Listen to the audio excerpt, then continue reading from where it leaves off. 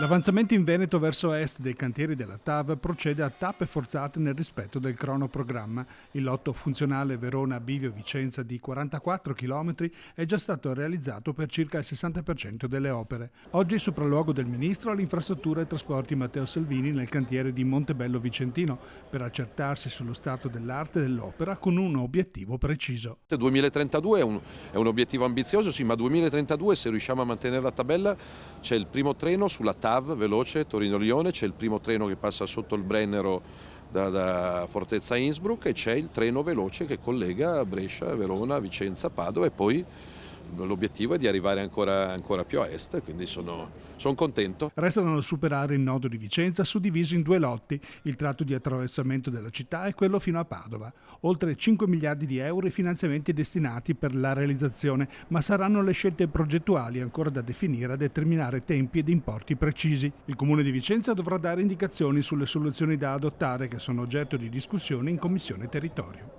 Noi come Regione abbiamo bisogno dell'alta velocità, abbiamo bisogno che l'alta velocità arrivi il prima possibile a Padova, quindi se troveranno il modo di comprimere i tempi meglio ancora. Abbiamo bisogno di liberare la linea storica per poter implementare il servizio regionale perché la linea ad oggi è satura, treni regionali non ce ne stanno più.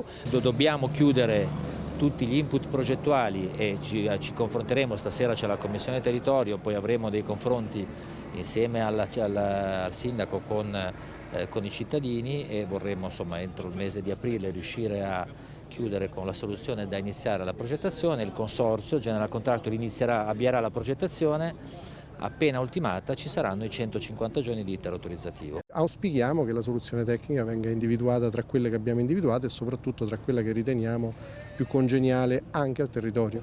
Perfetto, quindi alla fine l'ultima parola è la politica rispetto alle soluzioni tecniche. Noi rappresentiamo da tecnici i pro e i contro, rappresentiamo quale secondo il tecnico è la migliore visione, dopodiché cerchiamo di indirizzare l'analisi politica.